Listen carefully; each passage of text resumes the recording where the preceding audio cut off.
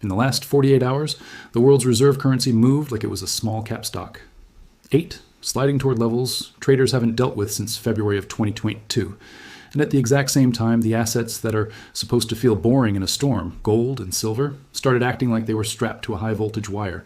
Gold was described in mainstream market coverage as having its worst day in 46 years. And then it staged a sharp rebound that caught both bulls and bears wrong-footed. They said this could never happen. Not because the dollar can't weaken, currencies do that all the time, but because the dollar is supposed to weaken slowly, politely, with months of warning.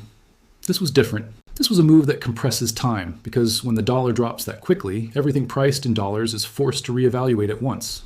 Commodities, rates, equity risk, emerging market funding, and most importantly, the psychology of safety. Here's what most people miss. When you see a dollar slide and a metal surge at the same time, the story is supposed to be simple. Fear rises. Money hides, gold benefits. But the tape right now is not simple. It's messy, it's violent, it's two-sided. And that's not the behavior of a market calmly allocating to safety. That's the behavior of a market trying to unwind leverage while another part of the market tries to front-run the next phase of the cycle. Institutions already know how this movie tends to go. They don't wait for the headline. They watch flows. They watch margin. And when those quiet reallocations collide with crowded trades and leveraged positioning, you get what we're seeing now. A dollar that can't find a bid, and metals that can't decide whether they're a refuge or a battleground. What I'm about to lay out changes the way this week's price action should be interpreted. Welcome to Macro Lens, where we decode what matters before it's obvious. If you like analysis that follows the data instead of the noise, stick around. And if you're listening like that wise elder in your life who always seems calm when everyone else is frantic, tap subscribe so you don't miss the next breakdown. Drop a comment with where you're watching from, because it helps me understand what parts of the world are feeling this shift most directly. Now let's reconstruct what actually happened, step by step, the way a forensic analyst would. Start with the dollar. 8% intraday drop in a broad dollar index may sound small in a world that watches stocks swing 2% before lunch. But the dollar is not a stock. The dollar is plumbing. It's the unit of account for global trade, for debt contracts, for collateral, for margin, for commodities, for the pricing of risk itself. When that plumbing shifts quickly, it changes pressure everywhere. 8. On the icy dollar index matters not because of the number, but because of what it implies. A market that is increasingly willing to sell dollars, even without the kind of crisis headline that normally forces that decision. That's why the phrase, "sell America," has been creeping into commentary, not as ideology, as a description of flow, a reweighting of exposure away from the asset complex that has dominated for years. At the same time, the metals market delivered its own shock. Silver delivered the kind of one-day move that traders normally associate with margin stress, not with gradual investment flows. Here's the central mystery. If money is moving into metals as a haven, why are the metals behaving like they're being dumped? This is the part no one is discussing. Safe haven demand and forced liquidation can happen at the same time. They can even happen in the same hour. Because there are multiple markets inside every market. There's the strategic allocator buying for months. There's the macro hedge fund trading leverage. There's the systematic strategy that sells when volatility spikes. There's the options book that forces dealers to hedge. There's the treasury desk that needs collateral. And there's the retail flow that arrives late but moves fast. When those layers collide, you get a market that feels contradictory. The long-term demand can be real, even massive, while the short-term price action looks like chaos. To understand why this is happening now, we have to zoom out and recognize the hidden pattern. The dollar is more than a currency. It's a confidence meter. When confidence in dollar assets is strong, global investors tolerate lower yields elsewhere. They tolerate higher valuations in U.S. equities. They tolerate holding dollar-denominated debt. When that confidence frays, the first crack shows up in currency weakness. The second crack shows up in hedging demand. The third crack shows up in volatility that reveals who was levered and who was hedged. We've seen versions of this playbook before. In 1971, the U.S. severed the dollar's link to gold. The immediate result wasn't a neat, linear repricing. It was years of adjustment punctuated by shocks, oil crises, and an inflation regime change. The outcome was clear. Gold reasserted itself as a store of value, but the path was turbulent, and the dollar's role had to be renegotiated through policy and pain.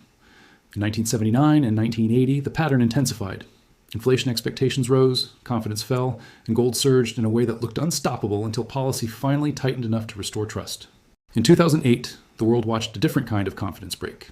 The crisis began in credit, not currency, but the aftermath produced a similar psychological shift. Gold surged as central banks expanded balance sheets and extraordinary monetary policy became mainstream. Yet even then, there were moments when gold sold off sharply because liquidity was needed everywhere. In the worst moments, even the safe havens get sold to meet margin. In 2011, another rhyme appeared. U.S. debt ceiling drama and European sovereign stress pushed investors toward hard assets, and gold reached a major peak. What followed was not an immediate collapse of the idea of gold. What followed was a long digestion period where policy communication, real yields, and positioning mattered more than the narrative. In 2020, the pattern repeated with a new catalyst. A global shutdown triggered a dash for dollars, then an unprecedented policy response. Gold surged to new highs in that era, but the early phase was defined by volatility and forced selling across markets. The outcome was not a simple risk-off move. The outcome was a regime shift in how risk was priced. Now it's 2026, and we're watching a familiar structure form. The dollar weakens toward levels last seen in early 2022. Metals see a surge in attention and volume. And instead of smooth appreciation, the market is showing the signature of a transition, dislocation. Let's make the pattern undeniable with hard numbers, because this is not opinion. This is flow. In January, global gold trading volumes averaged about $623 billion per day. That's more than the annual output of many countries changing hands in gold each week. That figure was up 52% from the previous month and 72% above the average pace seen through 2025. And in the final week of that month, the average daily volume hit about $963 billion, nearly $1 trillion a day. If gold were just a sleepy fear trade, volumes wouldn't behave like that. Those numbers speak to stress, repositioning, and urgency. They speak to big players doing big things quickly. And when big players move quickly, they create ripples that show up as gaps, spikes, and sudden reversals. Then there's the silver clue. In 6 trading days up to February 5th, 2026, roughly $430 million flowed into SLV, the largest silver ETF. Even more revealing is that more than $100 million went into that same fund on January 30th, the day silver suffered a reported record 27% one-day drop. People weren't simply running away. They were stepping in, even while the tape looked like it was falling apart. Now add a third layer, central banks. 3 tons for the full year 2025, and net demand in the fourth quarter alone was about 230 tons. When central banks are accumulating, they aren't chasing a chart for a day trade. They are making a statement about reserves, about diversification, about trust. So the data shows massive activity, significant inflows, and structural demand. Yet price action can still crash in the short term. How? Because the players are not all playing the same game. This is where institutional movement becomes the heart of the story. One of the most telling signals doesn't come from a candlestick. It comes from portfolio decisions being discussed in public. 4 trillion euros under management has been cited discussing reductions in exposure to US dollar assets. That doesn't mean a dramatic exit. It means trimming concentration, adding hedges, and preparing for a world where the dollar does not automatically behave as the unquestioned default. And they aren't alone. In moments like this, it's rarely one institution making a loud move. It's many institutions making small, aligned moves that add up to a wave. Asset managers diversify, sovereign funds adjust hedges, corporate treasurers consider currency exposure, banks manage balance sheet risk. Each decision looks routine. Together, they reshape flow. In parallel, currency hedging costs and cross-asset correlations have been shifting, which is another quiet sign of transition. When hedges get expensive or unreliable, investors look for assets that don't require counterparties to work in the background. Think about what that implies. If the world's biggest pools of capital start hedging dollar exposure, that creates steady selling pressure on the currency. It also creates demand for alternatives that can hold value across borders and regimes. Gold fits that role in a way few assets do because it has no issuer risk, no earnings call, no political promise. It just sits there and remains itself. But here's where it gets interesting. Institutions can want gold and still contribute to gold falling in the short run. Because institutions don't operate through slogans. They operate through portfolios, leverage, risk limits, and funding markets. If a fund is forced to raise cash because something else is breaking, they sell what they can sell. Gold is liquid. Futures are liquid. ETFs are liquid. Liquidity becomes the asset you sacrifice to save the rest of the book. Now we reach the dislocation, the moment when 2 markets tell opposite stories. Those can coexist, but they can't coexist forever without producing a resolution. Let's quantify the dislocation in a way that makes sense. In a calm haven environment, gold rises on down days for risk assets, and it does so with relatively stable volatility. What we saw instead was a sharp drop described as historically extreme, followed by a rapid rally. That's not stable hedge behavior. That's a market in transition, where leverage is being shaken out even as longer-term demand is building underneath. Now look at volumes again. That's institutional scale. That's hedging. That's arbitrage. That's stress. And stress is what creates gaps between paper claims and physical constraints. You don't need to believe in any conspiracy to understand how dislocations emerge. The gold and silver markets have layers: futures contracts, ETFs, unallocated accounts, physical, bars and vaults, coins and small bars in retail channels, and industrial demand. These layers are connected, but they aren't identical. They can diverge temporarily, especially when leverage is involved and when the need for collateral becomes urgent. Here's an analogy that makes the mechanism simple. Imagine a stadium. There are seats, there are tickets, and there's a secondary market where tickets trade. Most of the time, the secondary market price reflects how much people want to be in the stadium. But if a huge number of people are forced to sell their tickets at once because they need cash, ticket prices can crash, even if the stadium is still full and long-term demand is still strong. The crash doesn't mean the event is worthless. It means the market is clearing at the price forced sellers will accept in that moment. Now swap tickets for futures contracts. Swap forced sellers for funds facing margin calls. Swap the stadium for underlying physical demand and reserve diversification. The price can fall violently even while the long-term bid is intact. And when the forced sellers finish selling, the price can rebound just as violently. That is the mechanism driving the safe haven contradiction. Margin and leverage are the silent villains in these episodes. Futures markets allow participants to control large notional exposure with a fraction of the capital. When volatility spikes, risk managers demand more collateral. If you can't post it, your position gets reduced. That forced reduction becomes selling pressure. Selling pressure increases volatility.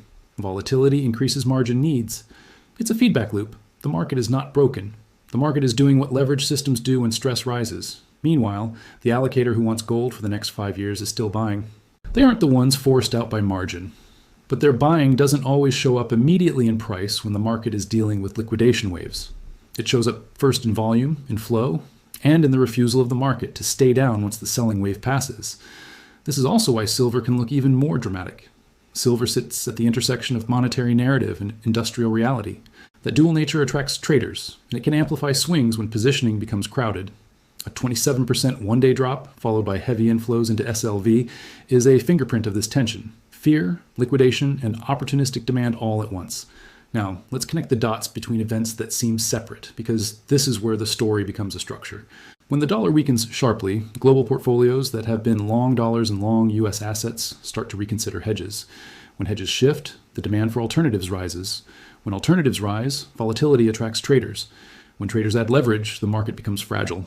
And when fragility meets a shock, whether it's policy surprise, funding stress, or a sudden move in rates, something has to give. That breaking doesn't negate the underlying thesis, it exposes it. This is why the current setup feels so charged. You have structural demand from central banks and long-term allocators. You have tactical demand from investors reacting to dollar weakness. You have speculative activity in silver that can amplify swings. And you have the machinery of leverage turning normal moves into violent ones. There's one more detail that deepens the picture: the speed of information. In past decades, a shift in reserve preferences took years to filter into public consciousness. Today, it can start as a quiet hedge and become a trend in weeks that accelerates feedback loops. It pulls retail attention into spaces that were once dominated by institutions. And when retail attention meets a leveraged futures market, price action can become theatrical. So what does this mean going forward, if the pattern continues? Historically, when you see dollar weakness, institutional diversification away from concentrated, U.S. exposure, and extreme metals volatility, it tends to precede a broader repricing in one of three directions. The conservative scenario is stabilization. The dollar finds support, policy expectations adjust, and metals cool down. In that scenario, the violent moves we're seeing now would be remembered as a positioning reset, not a regime change. The indicators to watch would be a flattening of volatility, steadier gold volumes closer to long-term averages, and a dollar index that stops making lower lows. The moderate scenario is a sustained rotation.